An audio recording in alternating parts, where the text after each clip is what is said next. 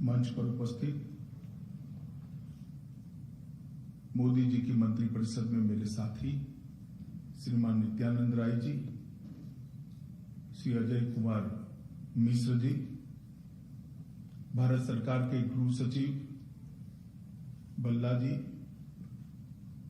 आसूचना bureau के निर्देशक श्री अरविंद कुमार जी, राष्ट्रीय अपराध रिकॉर्ड ब्यूरो के निर्देशक श्री विवेक जी,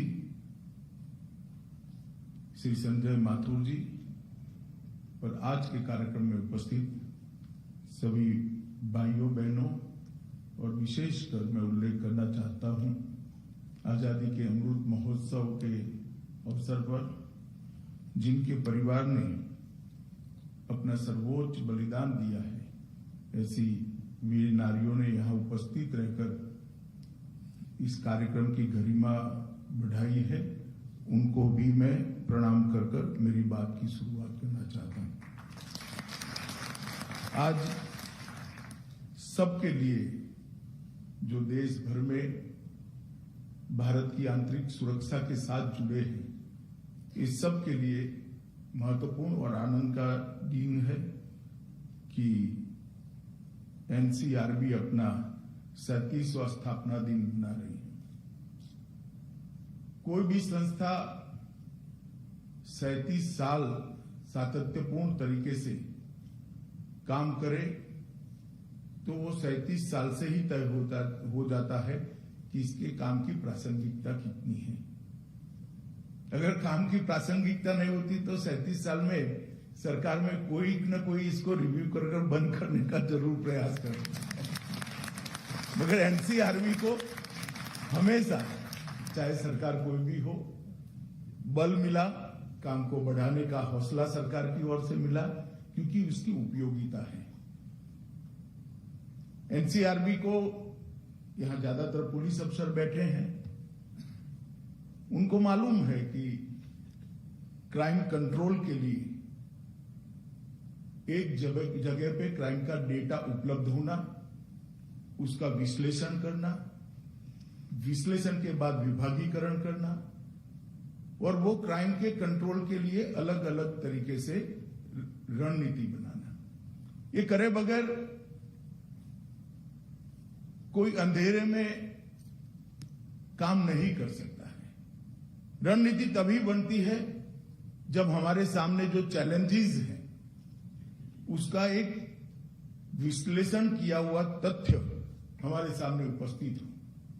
रणनीति तभी बनती है कि चैलेंजेस को मिट करने के लिए हमारे पास जो संसाधन उपलब्ध हो, इसकी हमें जानकारी हो। रणनीति तभी बन सकती है कि दोनों के बीच में गति का जो अंतर है उसको भी हम एनालिसिस कर विश्लेषण कर हमारी रणनीति का हिस्सा बनाएं।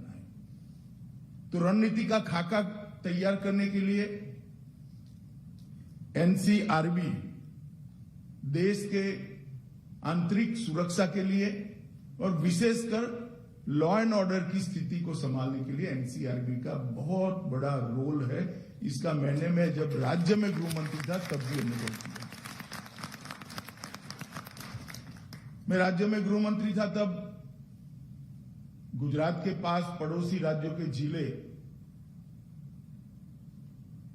गुजरात एक समृद्ध राज्य है, औद्योगिक राज्य है, महाराष्ट्र भी औद्योगिक राज्य है, राजस्थान, मध्य प्रदेश, ये सबकी सीमाएं जहां सटती थी वहां पहले क्राइम कॉन्फ्रेंस आईजी की इरेगुलर तरीके से हुई। मैं जितने वर्ष गृह मंत्री रहा मैंने बहुत आग्रह किया था कि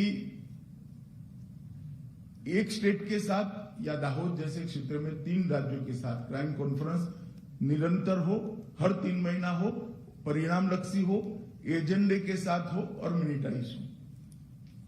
मगर जब क्राइम कॉन्फ्रेंस में आना जाना एक अलग बात है, इसको परिणाम लक्षी बनाने की बात आती है तो डेटा चाहिए कि सीमा के उस पार क्या हो रहा है, सीमा के उस पार क्या हो रहा है, कौन कॉमन एलिमेंट है जो दोनों और परेशान करते हैं, कौन एक राज्य में गुना करके दूसरे राज्य में पनाह ले रहे हैं। ये सारी चीजों को जब ढूंढने बैठते हैं तो एनसीआरबी का डेटा बहुत काम में आता था और इसके माध्यम से सीमांत जिलों की लॉ एंड ऑर्डर को कंट्रोल करने में बहुत फायदा होता था। इसके साथ साथ जब विभिन्न राज्य भी अब पुलिस की 1 साल की कार्य योजना बनाने बैठते हैं, मैं 9 साल राज्य का गृह मंत्री रहा, 8 साल तक ये कार्य योजना बनी और जब पुलिस की 1 साल की कार्य योजना बनाने के लिए पुलिस की टीम बैठती थी और जब मेरे सामने अंतिम प्रेजेंटेशन आता था तब ये निश्चित रूप से मालूम पड़ता था कि इसका सोर्स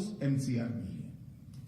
40 स्लाइडों का प्रेजेंटेशन अप्रोक्सीमेटली हो तो उसमें से 30 स्लाइडों का आधार एनसीआरबी का डेटा होगा। मैं ये इसलिए बता रहा हूं कि काफी सारे राज्यों के अधिकारी भी इसको देख रहे हैं। एनसीआरबी एक बहुत अच्छी व्यवस्था में चल रहा है, बहुत अच्छे आंकड़े उपलब्ध कराते हैं, हम भी देख लेते हैं और इसका उपयोग केवल मेरा राज्य का कम है कि मेरा राज्य इतना अच्छा कि इसका तमगा लगाने के लिए नहीं करना चाहिए। एनसीआरबी का जो डेटा होता है इसका उपयोग हर राज्य ने अपनी वार्षिक पुलिस की रणनीति बनाने के लिए करना चाहिए और क्राइम कंट्रोल में इसका मल्टी डायमेंशनल मल्टीपर्पज उपयोग करना चाहिए। तब जाकर ये संस्था परिणाम लक्षित नहीं। संस्था अपने आप में बहुत बड़ी है मगर एनसीआरबी सिर्फ दिमाग है। व्यक्ति का सिर्फ दिमाग हो और हाथ और पैर कुछ न करे तो क्या होगा? सोते ही रह जाओगे, स्मृति में भी सारी चीजें रहेगी, एक्शन नहीं होता है।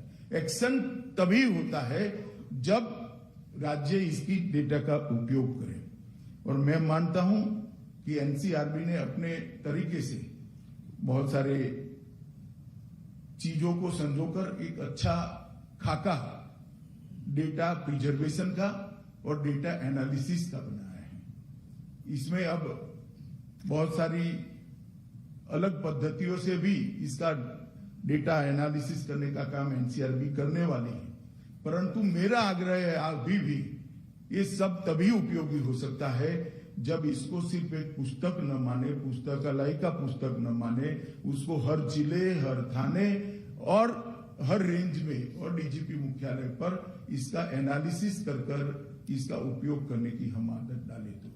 और मैं तो एनसीआरबी के डायरेक्टर को भी कहूंगा इसी प्रकाशित कर उन्होंने संतोष नहीं मानना चाहिए। इसका उपयोग करने के लिए राज्यों के डीजीपी के साथ बात कर कार्यशालाएं कर इस प्रकार की दृष्टि जगाना भी आपका काम है और परिणाम लाना भी आपका काम है। सिर्फ डेटा बनाने से कुछ नहीं होगा। राज्यों में जाकर संवाद करना पड़ेगा, राज्यों में जाकर इसकी दृष्टि देनी पड़ेगी और राज्य में जाकर इसका उपयोग किस प्रकार से हो रहा है और कुछ राज्यों ने किया है, इसकी बेस्ट प्रैक्टिस को भी साझा करने का काम बीपीआरएनडी और एनसीआरबी दोनों ने करना चाहिए। ये जब होगा तभी ये 100% उपयोग में आएगा और मैं मानता हूं कि ये हमने करना चाहिए। आज साइट्रेन मोबाइल ऐप लॉन्च किया है। मुझे लगता है ये सुविधा तो उपलब्धि ही थी मगर अब मोबाइल पर आने से काफी लोगों को इसकी उपलब्धता और उपयोगिता दोनों बढ़ जाएगी। अब तक लगभग 12,500 लोग इस पर रजिस्टर्ड हो चुके थे मगर अब मोबाइल पर आने से अपने फ्री टाइम में भी कोई इसका उपयोग कर ट्रेनिंग कर पाएगा तो मुझे लगता है कि इसका बड़ा फायदा होगा। सीसीटीएनएस हैकेथॉन इसका भी आज उद्घाटन किया है, शुरुआत करी है। मित्रों, ये आदत हमने बीपीआरएनडी ने विशेषकर हर राज्य के पुलिस के संस्कार के अंदर प्रत्यारोपित करनी चाहिए। बहुत सारी चैलेंजेस का समाधान हैकेथॉन से निकल सकता है और हमेशा एक कहते हैं कि गुनाह करने वाला गुनाह पकड़ने वाले से 2 कदम आगे रहता है, तो ये हमारे लिए चैलेंज है। वो चैलेंज को हम सफलता के साथ अगर पार करना है, हमने 2 कदम आगे रहना है तो हैकेथॉन एकमात्र ऐसा रास्ता है जो हमें इसका सही तरीके से उपयोग करे तो इसका हल बता सकता है। तो आज मैं इसके लिए भी शुभकामनाएं देना चाहता हूं। एक सीसीटीएनएस का जो बड़ा काम भारत सरकार ने किया है और उसका उपयोग जो हो रहा है वो 7 अर्थ में संतोषजनक है। ICJS का प्रोजेक्ट का क्रियान्वयन भी NCRB को मिला है। मुझे लगता है कि इसको ये दोनों चीजों बहु उपयोगी बनना चाहिए। अब तक आपके पास जो डेटा फिजिकल फॉर्म में होता था वो डेटा CCTNS के माध्यम से इलेक्ट्रॉनिक फॉर्म में आ गया, मगर इसकी उपयोगिता के लिए वो ही चीजें अप्लाई होती है जो पुस्तक के लिए होती थी। इसे सरलता बढ़ी है, मैं मानता हूं। देश के इतने सारे पुलिस स्टेशनों को जोड़ देना कोई बड़ी सरल बात नहीं है। टेक्नोलॉजी है, जुड़ गए, आगे क्या। अगर इसके लिए हमें आगे बढ़ना है तो मुझे लगता है कि हमने अपने पार्टनर ढूंढने पड़ेंगे और पार्टनर ढूंढकर इसके उपयोग के लिए भी लोगों की ट्रेनिंग करनी पड़ेगी। जहां तक CCTNS का सवाल है, इसके साथ ई-प्रिजन, ई-फॉरेंसिक, ई-प्रोसिक्यूशन और अब ई-कोर्ट, ये सब मिलकर एक कंप्लीट सिस्टम बनती है क्रिमिनल जस्टिस सिस्टम की। और इसको बनाना बहुत अच्छी बात है, इसको आधुनिक से आधुनिक बनाना अच्छी बात है। इसके उपयोग के लिए भी हमने थ्रस्ट देना चाहिए। गृह सचिव जी यहां बैठे हैं। CCTNS पर सारे देश के लगभग 99% पुलिस स्टेशन 16,390 पुलिस स्टेशन जुड़ चुके हैं। आपका ही प्रोजेक्ट है, गृह सचिव जी का ही प्रोजेक्ट है, परंतु केंद्रीय एजेंसियां इसके अंदर नहीं जुड़ी है। ना CBI जुड़ी है, ना नार्कोटिक्स कंट्रोल ब्यूरो जुड़ा है, ना NIA जुड़ी है। सबका अपना अपना महत्व है, महत्व होना चाहिए, मगर FIR और FIR की वर्णन में क्या है, क्या गोपनीयता है, तो सार्वजनिक हो चुका। वो क्यों रजिस्टर नहीं होता है? हमारा आग्रह होना चाहिए गृह मंत्रालय का कि सभी भारत सरकार की एजेंसियां CCTNS को कुछ ही दिनों के अंदर ज्वाइन करें। हाँ, ये प्रोफेशनली जरूर देखना चाहिए कि इसमें से क्या देना है। मानो CBI है तो P लेवल पर करना है ना, P लेवल पर मत करिए, मगर जब RC रजिस्टर हो जाए तब क्यों नहीं करना? ये तो सार्वजनिक दस्तावेज है, चार्जशीट होगा है, क्यों नहीं आएगा? मैं मानता हूं इससे किसी ने बाहर नहीं रहना चाहिए, सबने इसके साथ जुड़ना चाहिए और वो डेटा को परिपूर्ण, कंप्लीट, 100% बनाना चाहिए। गृह सचिव महोदय से मेरा आग्रह है कि सभी एजेंसियों के DG के साथ एक बैठक करें और इसमें विकल्प किसी के लिए नहीं है। कितना दिखाना, क्या दिखाना, वो एक प्रोफेशनलिज्म का हिस्सा है, इसका निर्णय वो कर सकते हैं, परंतु मैं मानता हूं कि इसको जल्दी से जल्दी हमने कर लेना चाहिए। ICJS का दूसरा चरण, इसका लक्ष्य भारत सरकार ने 2026 तक रखा है। लगभग 3500 करोड़ के खर्चे से ये काम पूरा करना है। मुझे लगता है कि जब ये काम पूरा होगा उसके बाद artificial intelligence, blockchain, analytic tool और फिंगरप्रिंट सिस्टम, ये सब का उपयोग कर इसको सबसे ज्यादा उपयोगी बनाना चाहिए। मैंने कुछ समय पहले फिंगरप्रिंट के लिए एक सुझाव दिया था। मुझे आनंद है कि इन्होंने इसको आगे बढ़ाया है। और अगर ये, कल मैंने पूछा था यहां आने से पहले कि कितना डेटा उपलब्ध हुआ है, तो 1 करोड़ फिंगरप्रिंट लगभग उपस्थित हो चुके हैं इनके पास। ज्यादा हो सकते हैं, सिर्फ गुजरात के पास 48 लाख थे और मैं 2010 की बात कर रहा हूं। अगर ये सारे के सारे पुलिस स्टेशन को उपलब्ध हो जाते हैं तो क्राइम ढूंढने में फिंगरप्रिंट मिलने के बाद किसी के पीछे जाना ही नहीं है, सीधा एड्रेस आपको थाने के कंप्यूटर पर मिल जाएगा। तो मुझे लगता है कि इसको बहुत अच्छे तरीके से करना चाहिए और जल्दी से जल्दी इसका उद्घाटन कर इसको आगे बढ़ाने की प्रक्रिया करनी चाहिए। मित्रों, आज मैं थोड़ा अलग से भी बात करना चाहता हूं NCRB के काम के लिए। NCRB का डेटा एक डेटा बेस तैयार होना चाहिए। इसका जिसने भी विचार किया होगा उसका उद्देश्य तो अंततोगत्वा क्राइम कंट्रोल होगा। क्राइम कंट्रोल करने के लिए ये डेटा का उपयोग हो, वही इसका उद्देश्य होगा। मैंने बहुत गहन अध्ययन करा है डेटा का। ये डेटा कहीं पर भी क्राइम को अलग तरीके से नहीं दिखाता है, वो आईपीसी की आंख से ही दिखाता है। जैसे मैं एक छोटी सी चीज बताता हूं, देश में कहीं पर भी अकाल पड़ता है। मैं ऐसे राज्य से आता हूं, पहले एक जमाने में गुजरात में अकाल बहुत पड़ते थे। जब अकाल पड़ते थे तो हमारे यहां चोरी डकैती बढ़ जाती थी। वो कोई अपराध की मानसिकता से करा हुआ क्राइम नहीं है, इसकी मजबूरी है। परंतु आपके यहां वो रिकॉर्ड जो है, वो रिकॉर्ड चोरी और दाड़ की आईपीसी की धाराओं से ही लिया गया है। मुझे लगता है इसकी एक सोशल आई भी तैयार करनी चाहिए।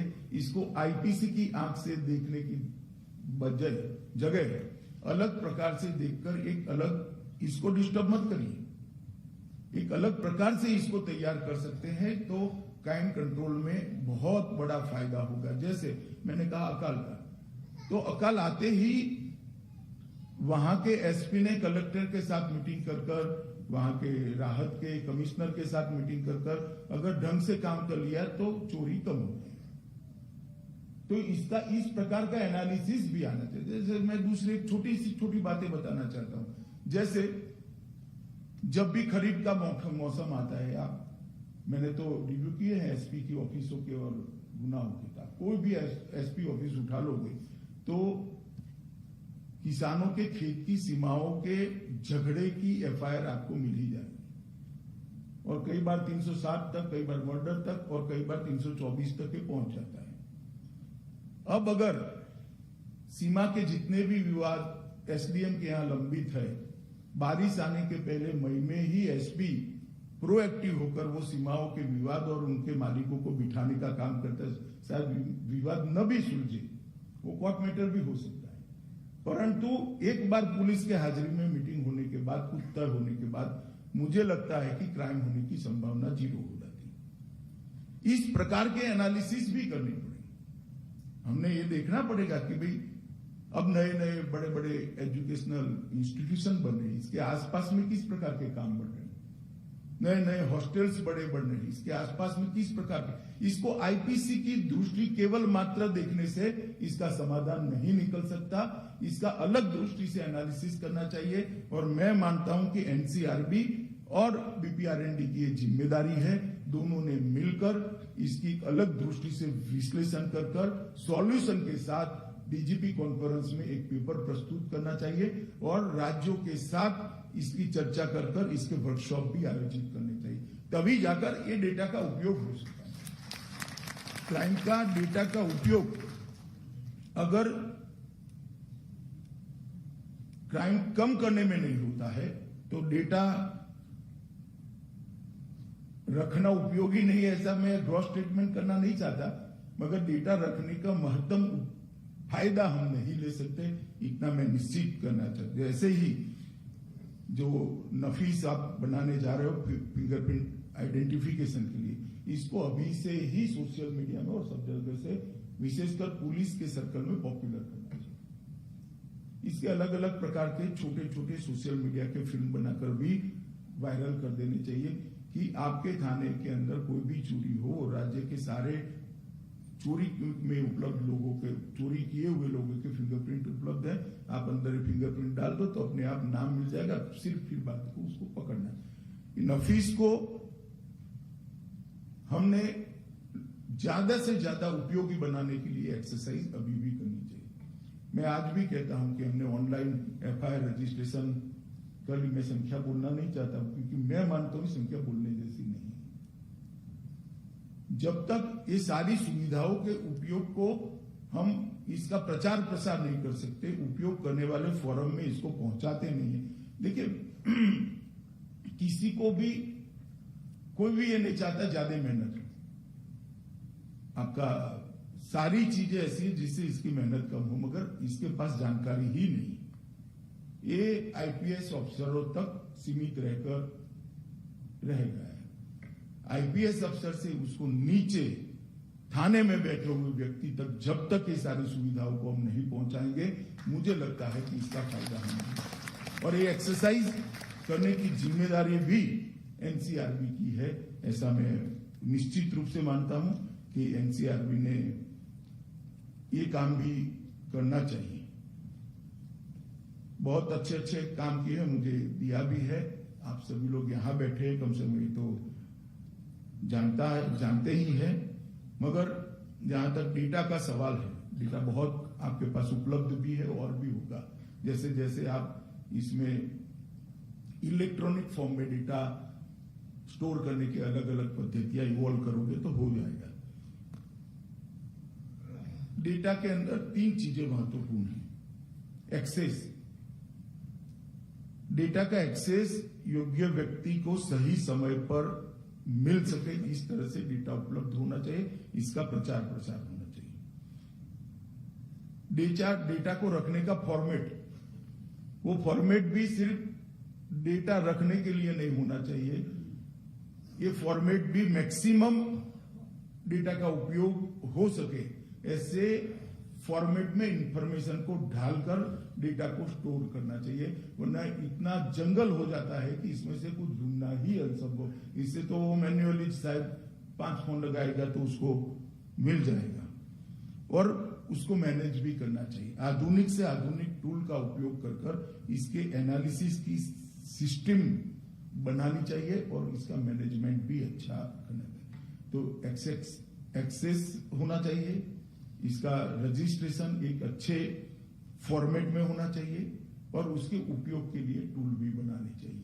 काम को एक 3 हिस्सों में बांटकर एनसीआरबी, अगर ये आजादी का अमृत महोत्सव है, उस वक्त एक संकल्प ले कि अगले 5 साल के अंदर डेटा की, आपका जो डेटा है इसकी उपयोगिता को हम कम से कम 20% बढ़ाएंगे, तो मुझे लगता है कि ये आजादी के अमृत महोत्सव में एनसीआरबी ने किया हुआ बहुत बड़ा काम होगा। डेटा इकट्ठा करना बहुत बड़ी बात है, डेटा का उपयोग हो और वो उपयोग के बाद परिणाम आए, वो इससे भी बहुत महत्वपूर्ण बात है। हमारा लक्ष्य, मुझे लगता है 37 साल में आप डेटा स्टोर करने तक, डेटा उपलब्ध कराने तक बहुत अच्छा काम कर लिए हो। अब हमारा संपूर्ण फोकस डेटा का उपयोग हो और डेटा के उपयोग से परिणाम आए, इस दिशा में ले जाने की जरूरत है। 37 साल की ये एनसीआरबी की यात्रा लॉ एंड ऑर्डर के साथ जुड़ी हुई सभी एजेंसियों के लिए प्रेरणा रूप है। बहुत अच्छी यात्रा एनसीआरबी ने अच्छे तरीके से अपने काम को किया है, इसलिए मैं एनसीआरबी के सभी अधिकारियों को और शुरू से लेकर आज तक जिन्होंने अपना अपना योगदान दिया है, ये सभी को बहुत बहुत साधुवाद देना चाहता हूं कि कैसी जगह पे आपने एनसीआरबी को लाकर खड़ा किया है। यहां से क्राइम कंट्रोल के लिए बहुत अच्छा काम हो सकता है, और मुझे भरोसा है कि आजादी के अमृत महोत्सव के वर्ष में हम इसको जरूर करेंगे, और इसका परिणाम देश के अंदर क्राइम कम होने में भी आए, इस तरह से उसको उपयोगी बनाएंगे। फिर से एक बार आप सभी को बहुत बहुत शुभकामनाएं। वंदे मातरम। धन्यवाद महोदय। वाकई में आपने बिल्कुल सही कहा कि एनसीआरबी जहां मस्तिष्क है तो उनके सभी सहभागी उस मस्तिष्क की कोशिकाएं हैं, और 21वीं सदी में जो डेटा की सार्थकता है उसे पूरे विश्व में माना जा रहा है, और यही